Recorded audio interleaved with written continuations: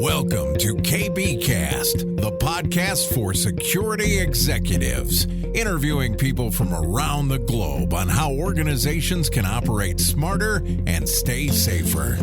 Here's Carissa Breen. I spoke with Lee Kagan and we discussed his experience in working in an offensive security capacity and what his thoughts were towards how companies should be looking at their security posture. Lee touched on his opinion on why he believes more companies need to be thinking offensively and how to handle feeling overwhelmed from this approach. If you're keen to learn more about offensive security and how Lee is solving these problems, then please keep on listening. So, Lee, I believe we connected originally on Twitter. I can't remember how. I think someone may have put us in contact, but doing an interview on offensive security has definitely been an area that I've wanted to focus on for a while. And before we sort of jump into the details of that area, I'd love to talk more about you. So, we always like to start our podcast off with talking about you and your journey. So, can you please walk our listeners through where you started to where you are now? Absolutely. So I have my whole, beginning to end story pretty much all happening in Toronto, Canada here. And it really began, not that extravagant. I was just a techie kid, very mechanical, all that kind of stuff. So when the computer started coming into the household, that was instant attraction. Usually me screwing things up and breaking them a lot and with zero intention of putting it back together. So I was very ripe for becoming a future hacker. And I think it just sort of blossomed into tinkering with stuff that would be in the household over time. So as we got Wi-Fi, as we got more modern computers, then I would sort of just get known amongst like friends and family. Hey, go help them set up their network. And then eventually it turned into something I wanted to do for work. So I kind of just dived into the industry. A friend of a friend, office was hiring. They got me in there. And I was quite literally an IT like grunt, like on my knees, wiping dust out of the corners of server rooms and closets and that kind of stuff. Very much not glamorous at all. And then sort of after enough time and just picking up some skills and things like that, I ended up getting bumped into more administrative role. We ended up getting hacked. And that was my first encounter with security, really. I was fascinated by what happened, how it happened. And pretty much immediately after that, I got very obsessed with, what we call information security and offensive security and all that. So kind of shifted gears to get into that stuff. And started studying. This is right around the time, I think, when more institutions began teaching, more courses started becoming public, right at kind of the inception of that trend. And then I just started practicing, studying, got my first kind of pen test junior role at a place and haven't stopped since. And that's kind of been about the last 7 or 8 years, I would say, just devoted to security. So it's almost like you kind of fell into doing the security side of it because obviously you guys got hacked and then you're like, oh, this is interesting. And then you sort of delved a little deeper. Is that correct? More or less, yeah. And I mean, there was always an attraction to hackers, I think, when I was a kid, just in general. Mm-hmm. Something very, weirdly romantic I thought about the idea of the hacker. And it did also, maybe not aware to me at the time, it was, I think, some of the base skills someone might have in order to get drawn into security, whether it's offense or defense, we're kind of there, just it hadn't showed itself yet. Yeah, sure, absolutely. So one of the areas I'd like to sort of dive into now is, before we get into the offensive security side of the interview, is can you just set the scene and the difference between penetration testing and red teaming? And I ask this because I think there's a lot of confusion just based on stuff that I see online. I see people sort of in Twitter debates and stuff like that. And I really would like you to explain the difference in detail so people do have a comprehensive understanding of how these two mechanisms are actually different. Sure. I know exactly what you mean. Every week there's another Twitter drama about what means what, that stuff. I think even before going into the explanation, one of the downsides of that confusion existing all the time is, in a traditional sense of what pen testing and red teaming might mean, it's the industry has torn it into so many different directions that almost the traditional definitions, whether you like them or not, may not even apply across the board anymore. But regardless of that, the shortest, simplest way I explain penetration testing, without any fluff, without any extra stuff on top, is it's only about testing the technical components. That is all. We don't care about remediation processes. We don't care about, did I simulate that threat actor correctly? It is just a kind of neutral, could I exploit that system, that vulnerability, yes or no? And usually at scale, scanning a lot of IPs, hitting them with the same attack all at once. There's no real requirement for behavior or motive behind the simulated attack. It's just about, could I exploit technical thing? Yes, no. That's really it in my mind. When you talk about red teaming, so what I prefer, and just for my own personal tastes, is the traditional senses of what red teaming is. And what that usually means is where it came from. And you could argue even further back in history, but a lot of red teaming methodologies and ideologies came out of the military. And one of my favorite ways of describing red teaming is just what's called alternative analysis, getting a second opinion on something. Now, in a traditional sense, what you're trying to do is attack yourself with some of your best qualified people who can do that kind of work, and then see how you hold up. The problem with that is, and where a lot of stuff in the industry can mix it up, is if you're attacking yourself as the people that you are, then you're not really preparing the other side, being the defensive people, for the actual threat actors that are attacking them later in the day. These are two different things. So what ends up happening is red teaming should be, in a traditional sense, about an form of alternative analysis against the self, where your sort of best people are conducting the attacks, usually with some kind of motive or a behavior behind it. You're attacking the organization as a whole, so to speak. It's not just about, could I get on that system? It's, could I evade the threat hunting team? Could I persist long enough in the environment to monitor business dealings and mergers and acquisitions? Could I do any of these sort of deep impact assessments where it goes beyond just the technical?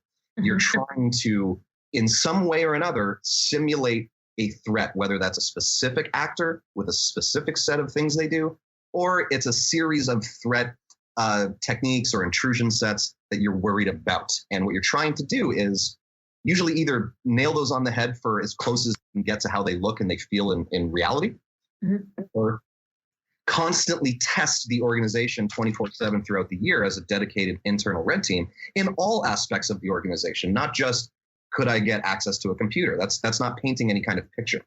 I realize that's also not a short version, but that's kind of, in my head, the way I've been treating it all these years. One thing that was interesting that you mentioned earlier on in the piece is our industry has sort of torn the difference between these two aspects into many different directions. Why do you think that is? That is, in my opinion, because of, one, when the words red team started really popping up on the public radar all the time, there was, again, like me as the kid with the hacker, there was a bit of an attraction to what people think that meant. Like, ooh, red team is going to come in and do some fancy stuff. So regardless of whether you have sourced a proper red team provider or built an internal program, didn't really matter. It was just about being able to do something and call it red teaming, usually with the intention of like, hey, look what I did, or, oh, I made that cool sale of a quote unquote red team. A lot of the time what happens is pen tests are getting sold as red teams. Why? Because they're much lower resources. You can charge a lot for them and spend very little if it's really just a basic pen test. And the sad part of that, I think that's unethical as unethical gets in one regard. But on the other end, on the client side, they may have no concept of what getting red teams, so to speak, would even look like. Sure. So there's a bit of an advantage taking that goes on. And this is what causes a lot of that public murmur that you see where, it's folks from either, let's just call it relatively correct, thorough, exhaustive red teams, and others that are basically just pen testers wrapped as red teams. They'll know what they're doing. And then when somebody throws out the question of is this real or not, you feel offended. You feel like, oh, are they talking about me? So it's this debate and this anger and this finger pointing a lot. So, long story short, I think there's onus on both parts, I should say, where you may not be ready for a red team as a client, but somebody convinced you that that's what you should get. And there's plenty of providers out there that will happily sell you a faux red team, for a fortune. And that's a big part of what it is. You piecemeal out from the rather difficult complexity of what putting together a sophisticated red team looks like into this sort of like, rouge group. Let's call it that.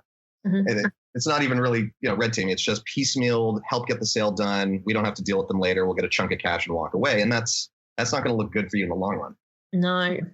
So when it does come to offensive security, do you believe enough organizations are adapting these types of strategies? And I ask this because at the end of the day, like when you're sort of coming in offensively, it's really about, we actually are heavily vulnerable. And I think that can be really taken back by a lot of people. Do you think that's why people don't necessarily opt for this type of strategy? I think that's part of it. I think there's other reasons, like similar to the red team confusion question. They're adapting them, but maybe it's not the right thing. Maybe it didn't have the output they were hoping for to get some value out of it, or they've heard all the red team horror stories where it really was just an overpriced pen test and go, well, why would I want that if I'm going to get ripped off? There's also, and I think this ties in with other stuff we're going to talk about, of the general natural question people should ask is, wait, who am I letting in to attack my entire organization, and how comfortable I am with that? I think for organizations that haven't made the shift yet to adopting security testing, that can feel very scary. Like, it's almost counterintuitive to the mind to think like, wait, you're going to come in and hack me and that's going to make me better? That mentality can be hard to fight sometimes. The other part of it is, if you're an organization that relies on very clearly a lot of things that are probably fairly simple to attack. So you have a lot of old stuff, or some best practices that haven't put in place yet, and these testers are going to come in and just absolutely rip it apart, you may be swayed to not have that done or to not adopt it yet. And for me, I think there's no point where you should ever feel like it's too late or it's not worth doing. But what people shouldn't do, or what organizations shouldn't do, is go out and buy the fancy thing just because it's fancy, right? Like I've said to people before, if you actually want to make my life difficult as an attacker, the real basic stuff organizations do for best practices for hardening makes my life really hard as a tester. It's not about buying fancy blinky lights and things. So I think those are all contributing factors to why adoption might not be in place for certain organizations. But the other way I think they should look at it is, you are acting defensively by having those audits, those pen tests, those, hopefully maturing to the point of a red team test or adversary simulation. That is you being defensive. It's the act of exercising a little humility to have a spotlight put on the way you're set up. And it's always good to have people from the outside come in and look and then develop internal teams. So, it is a process, and it's really just about convincing that this is actually very helpful. Well, it can definitely deter people, because if they're paying quite substantially more than a traditional pen test, then they might just think, well, I've just paid effectively for some branding and a name, and I haven't actually gotten the outcome that I thought I was going to get. Absolutely. And I've seen it happen many, many times. Our shop here in Toronto has been called in after the fact because of how unhappy somebody was with their previous provider. That's disappointing. It's really disappointing. And then from there, we have a difficult job of trying to reinstill confidence in the process. So do you believe most organizations are acting defensively, and just purely that because they feel so under pressure as it is, and so the thought of even acting offensively just feels incredibly overwhelming? Defense, let's not, I think everyone knows this. Defense is really hard to, I hate putting it this way, but to get quote unquote right. Always hear about the imbalance, the David and Goliath nature of attacking and defending. And there's arguments to be made in both corners. But yeah, I think that pressure of, look at what this roadmap of things we have to do is going to look like, that would overwhelm anybody. One thing that I like that somebody once said to me about vulnerability management was, let's say we have to check our entire infrastructure for some set of vulnerability, and we find out of 100,000 computers, 100,000 of them have this problem. So that means we have 0% defense against this whole fleet. Well, if you start working on it, even just a little, and go from 0 to say 15%, to go from 0 to anything is excellent. Going from nothing to something is great. So it's one of these things, like, you have to come to terms with the fact that the speed of which the game of whack-a-mole that is attack and defend is happening at these days, which is really, really fast. The worst injustice I think you can do to yourself as an organization is not begin, is to be afraid of the work that's coming. It's got to get done. There's no real way around that. And to sit idly by and procrastinate you're shooting yourself in the foot, no question. One of the things that I'd like to ask you about on that note is, you said, playing whack-a-mole and this whole sort of theory between offensive and defensive.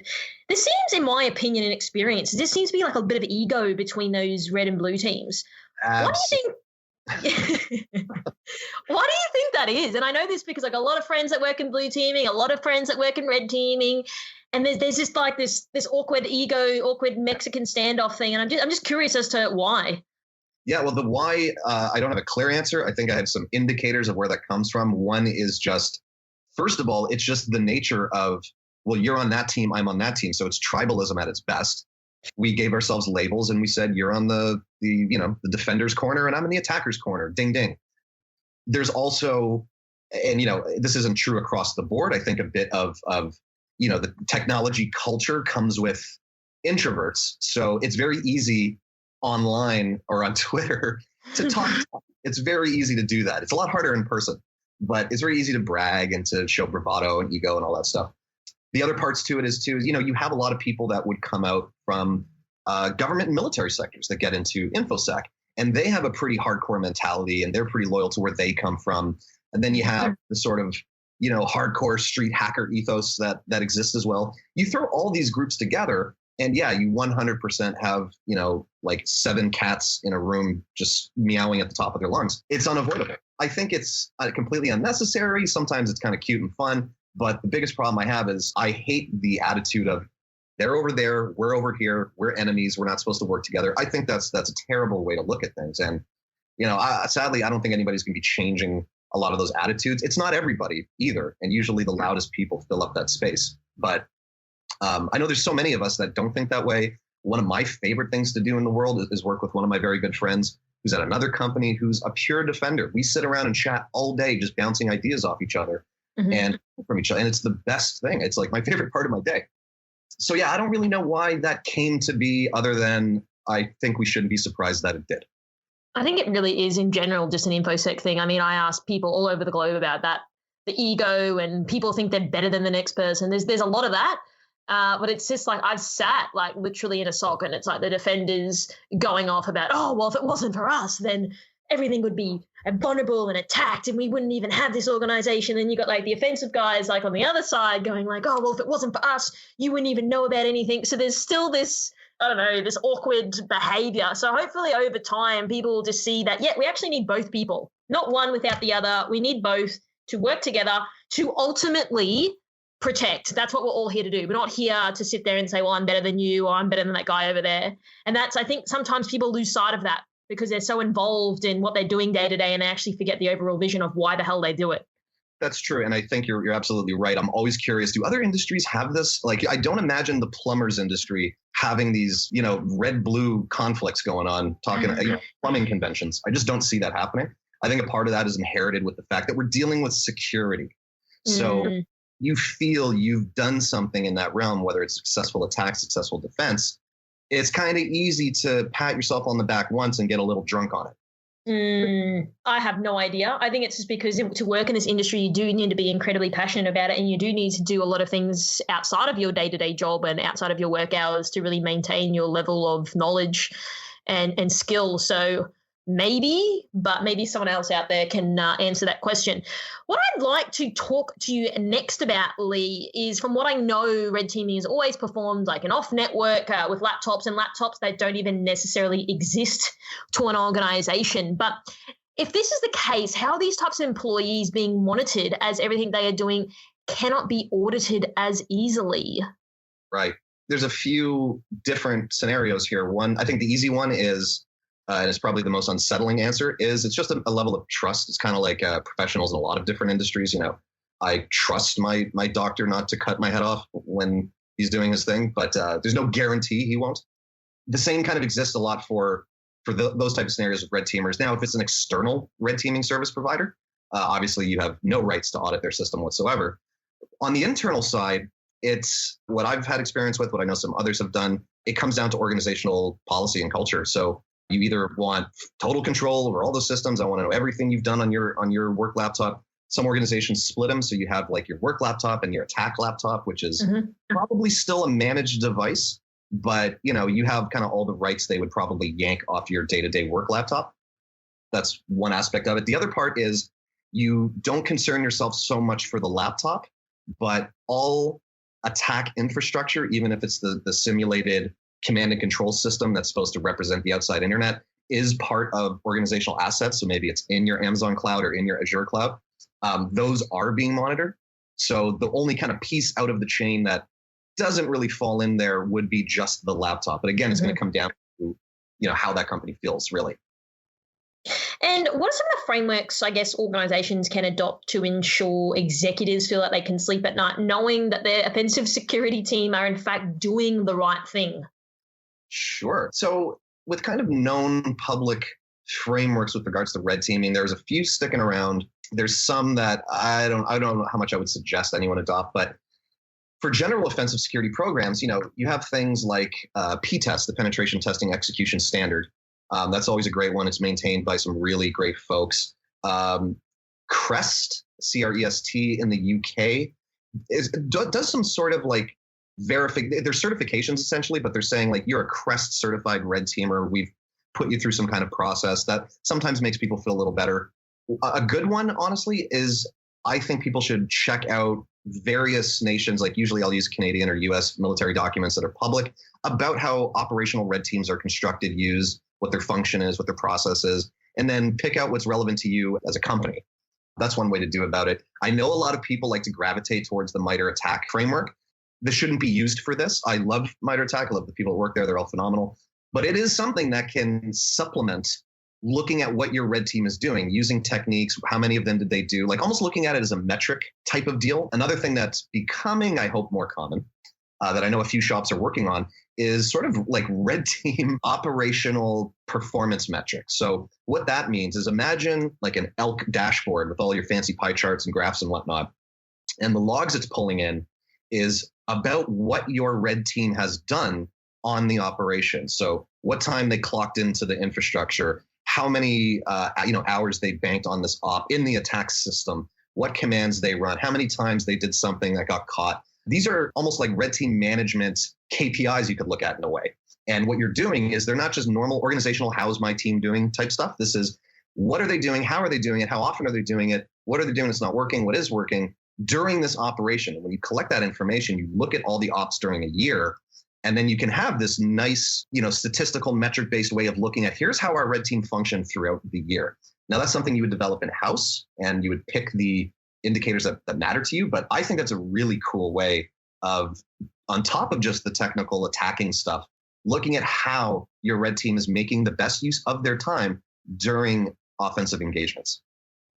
And do you think that's a really good approach in terms of adoption for internal teams? Because I've even heard there are certain offensive security engineers that are hired that people don't even know about. How would you sort of navigate that for an executive that's probably thinking it's something I need to do, but it also does concern me because I don't really have control or visibility of what these people are doing, and I might not even know who we've actually employed to do offensive security for this organization?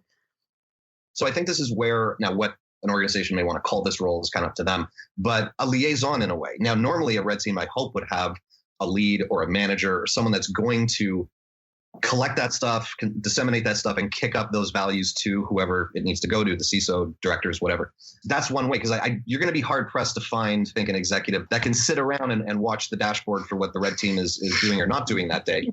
But having the ability to present that information at a glance, really quick and concise, to someone in the executive levels who needs that information back, it's a great way to go. I absolutely endorse it. I know we work on that type of stuff where I am, and it's incredibly, incredibly helpful. It's not something I think they should be afraid of.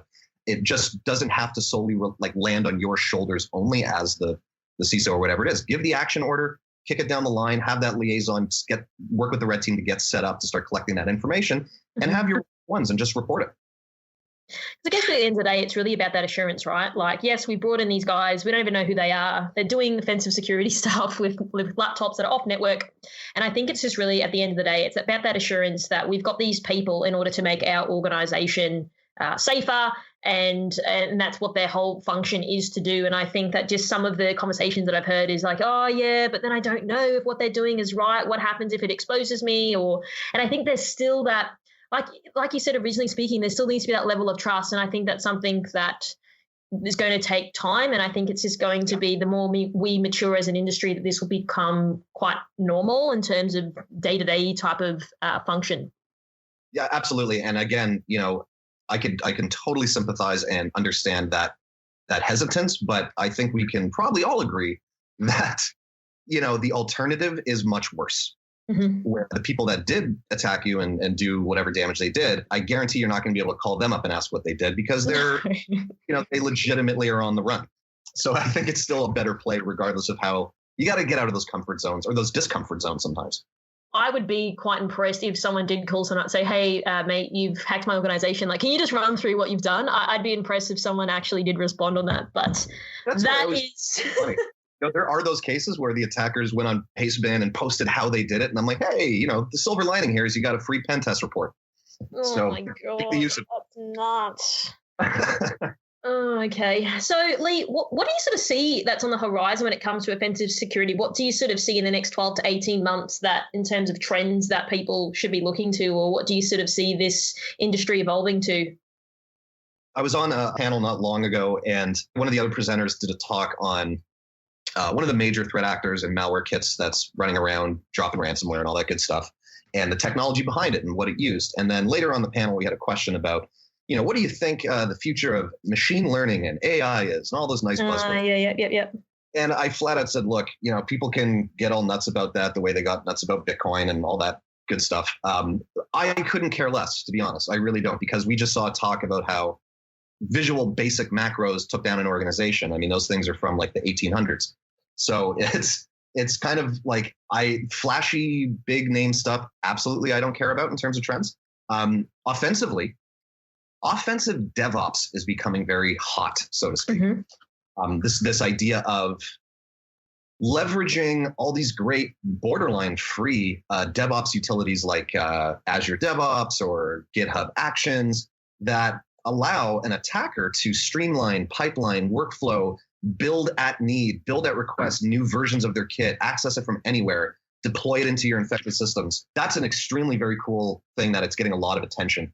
We're starting to see a lot more and more public research come out for targeting cloud tenants, not just the stuff that's running in them. So how to actually take over an Azure tenant, how to take over an AWS tenant, all those type of things, which, if your infrastructure is running in that tenant and I take it over, you just own the whole infrastructure. This was the problem with virtualizing your entire infrastructure for a long time. If I own the physical virtualization server, then I own what it's running. So that's another one that we're seeing more stuff come out. Apple OS X is another one where, it's now, there's a ton of public tools, ton of public frameworks coming out for attacking modern, very recent versions of Apple, because we're seeing it more in fleets. Most organizations are not exclusively Windows Active Directory dominant anymore. I mean, they still might be dominant, but they're having growing percentages in OS X fleets. And I think the general public, both defense and offense, isn't that up to speed on the current state of public working exploits, public working tools, and R&D. So that's another big one. And I think generally speaking, and this is the very nature of offensive security, is whatever becomes designed to either secure the last thing or whatever type of app software tooling is widely adopted enough, that's what we're going to spend our time focusing on. Mm-hmm. Constantly the biggest EDR vendors and threat intelligence vendors, blah, blah, blah, put out their big marketing pieces for Black Hat. And then during the conference, see the researchers release a bypass just to throw it in their face. Again, it comes back to the whack-a-mole. So it's just whatever matters at the time. That's really, I think, the short and sweet of it. But where do you sort of see the gaps? Where is the downfalls? This is one thing that's so fun about our industry for security is outside of the security departments, whatever, we all become children all of a sudden, where whatever the newest, bright light is, we just want in on it before we know anything about it. Cloud is one of those ones. And, even the word cloud, I still find funny. It just, in my head, I just hear somebody else's server. It's not in the sky. And with those, I think to take something like Azure Active Directory, for an example, more and more people are trying to move into it from on-premises or still doing the hybrid thing, which is probably a better way to go, in my opinion. That lack of like, hey, we don't really fully understand the full landscape yet.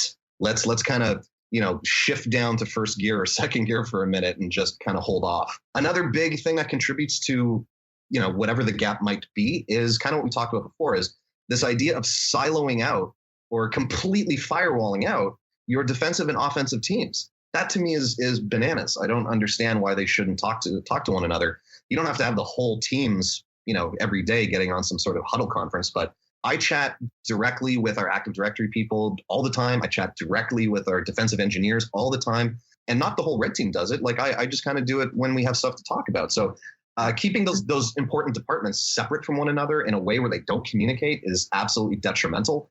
Another one is, and this one comes up a lot, is skilling up your younger staff, even your more senior staff, but especially the younger folks. Like, if there is training that is directly relative to their role or may elevate them into another role within the same org and enhance their skills, to not have buy-in for that, I think is a really unattractive feature of an organization. And it's not enough to just say, hey, well, we have a back-end deal with X training provider, so we'll always give you their training. Their training might not be that great or even relevant. So I really give my hats off to organizations that are like, hey, we're going to give you whatever it is, $5,000, $10,000 a year to take whatever training you want, as long as it makes sense and it's relevant. That's something I encourage very much. Like, these are your people. You invested in them. You're paying their salaries. Every time you cut them a check, you are investing in them. You may as well get the absolute best out of them to close up those gaps. And I think the other ones that it's all those tiring excuses of what's holding an organization back defensively. Well, we got all this really old stuff. It's really hard to patch. Look, those are all true things, but we can't keep using this as an excuse every year. Like, where's the line in the sand where we go, look, I'm sorry, but we have to get you out of the dark ages of your systems somehow. The excuse is not holding water as much every year that passes. Mm-hmm. And again, also, I think the most dangerous attitude an org has that contributes to their detection gaps or their overall security gaps is checklist mentality, of just get it done mentality. You hear this a lot with pen tests that deal with compliance. Mm-hmm. Yes. I've been involved with these early in the beginning, and they made me sick to my stomach. I felt dirty doing them, where it was like, hey, help us get through this compliance. Otherwise they're going to screw us if we don't finish. That I think is so immoral and unethical to do, but it's extremely common. I just used to ask people, do you want a tick in the box or do you want us to do a proper pen test? Right. Do you want me to yank your tooth out or just tell you I did? Because one does suck, but it has, you're not going to lose, your whole mouth. And the other one is just going to make you feel happy for a minute. Like, let's be realistic here. Absolutely. I still just honestly think that people still have no clue when it comes to that stuff. But one of the questions that I'd like to go back on, when you said before, like, that departments within organizations are still heavily siloed and not really talking to each other, why do you think that is? It's funny because we're seeing the cyclical nature of all these problems. Many people could argue with me on this. I want to say, we're always talking about humans. We say organization, but we're talking about people, right? So there's always going to be ego. There's always going to be ladder climbers who only care about getting as high as possible as they can at whatever the cost. So imagine department heads where the fear, or at least the perception is, well, that other department, their job is to circumvent everything that we did, that we worked really hard on. Why would I want to collaborate with them if all they're ever going to do, their mandate, is to knock down our defenses day after day? Why help them? Yes. They don't understand that you're failing up. It's not, you're doing good by having it exposed. You get the good, the good boy marks if you fix the problem. I get that, but I think from a defensive point of view, it's like, oh, damn, they've now highlighted all of our flaws. And then they probably feel we look bad now. We didn't see it. We didn't have that covered, or we didn't do well in this area. So I think it comes from that as well, because the offensive security team's highlighting, hey, Mr. Blue Team, here's all your holes. They potentially could think that their roles and jobs are at jeopardy. Absolutely. When I started my own shop here, I used to do this thing where I would do the debriefing with the client after the pen test report, where it was almost like a funeral. Like, I kept apologizing for how sorry I was. And, I was so sorry for your loss. I felt so bad. Like I had done, like I was going to get people in trouble, like I don't want any of you to get fired. And it's just not the case. That doesn't actually happen. But you're right. I think there's the perception of they, being offense people, are going to make us look bad. Mm-hmm. And it's not the reality. It's just a perception. To be fair, though, I have seen people being fired post pen testing reports, so that can happen. It absolutely happen. That's a much bigger problem with the organization. Yes, but we'll just focus on the positives. So I'd like to wrap up today's interview just purely asking you, like, where do you believe executives should be paying attention when it comes to offensive security? It's an interesting one. So one of the things I loved at Symantec, or the company formerly known as Symantec, was our CISO would sit down on the calls with us, every now and then, like just, the bunch of the red teamers hanging out, talking about what we've been up to. I can honestly say at the technical team level, having buy-in from that upper levels of management, from the executive levels, to the point where I personally know that you're hearing me out, you're reading our reports, or at least an aggregation of our reports, instills a lot of confidence in me. It makes me feel good. That's one thing. Let the technical teams know that you give a damn. It's not enough to just say it in monthly newsletters. I want to hear you. I want to see you. And I understand these people are very busy, but understand that the people in the trenches want to know that, the commanders they have on the battlefield are with them and that they're not, running the other way. We want to know you're there with us. That's a big thing. Have our backs. Another big thing is I understand a lot of industries like to work with other giant big names. So you got to acquire some security software. It's going to be a giant contract worth a fortune. But at the end of the day, all you're doing is buying a blinky light thing, and it's a silver bullet solution, which most times you shoot yourself with, just because you want to show how you were able to negotiate this great deal. Again, we're coming back to that attitude of, you're doing more harm long term because you're trying to get instant gratification for looking fancy. That one's not a very good attitude to have. And I think I said this before. End of the day, it is a lot like exercising humility. It is a sign of strength to me in leadership to see them admit where we're weak and that we're going to set directions to work on this. You have our sign. We're letting you do this. Go to work, fix things. That public perception of, certain companies that because of what they do, you imagine they must be Fort Knox. But, throughout my career, I can tell you, I've done tests on industries that are considered very sensitive. And once you get on those networks, it can often be child's play. You get really surprised by how limited the defenses are. And I always wonder, well, where's all the money going? Where's all the buy-in from decision makers to help get this? This is sensitive stuff. So you got to get over that perception. And look, a breach that you were able to then defend against is the very nature of defense. This idea that if you stop it all at the edge level, look at how awesome your defense is. And if you do subscribe to assume breach mentality, that something will happen eventually, the true test of how good your defense and your security is how you handle the incident at hand, is how good was your ability to detect, to isolate, to deter, to destroy, to evict them out of the network. That is how I'm going to measure how awesome your program is, not just this, idea of, hey, nothing's happened, so we're obviously doing a good job, because that bears the question, well, that maybe means, would you even know that something has already got inside? So I think it's absolutely critical to exercise that humility and say, we ain't perfect. I know we got to work on this. You have my vote of confidence, my buy-in. Let me know what you need from us and go to work. Awesome. I love your answers from a technical perspective, but also from an executive sort of mindset as well, that sometimes I don't often hear, because I think some people just want to focus on the technical side of it, but I think you've really come in at both angles, which really gives a very holistic point of view. So Lee, I've really appreciated your time. I love your energy. If people are keen to reach out to you post listening to this interview, where can they find you? Best way to get in touch with me, I'm really active on Twitter. So you can reach me there at InvokeThreatGuy, all one word. My real name's up there too, so you can find me that way. And I'm extremely active on there. Awesome. Well, Lee, thank you so much. I've personally learned a lot for myself, and I'm assuming that our listeners will learn a lot from this interview as well. Thank you so much. Thank you so much. I really appreciate it.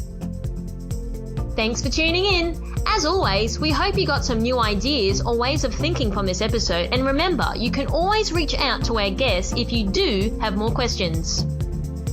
Don't forget to subscribe to this podcast, and we always love to hear your feedback. So leave a review on iTunes and we might just give you a shout out on a future episode. You can find me on LinkedIn as well as on @IamCarissaBreen on Twitter and Instagram. And if you'd like to know more about how we help tech companies, check out CarissaBreenIndustries.com. Until next time, stay safer.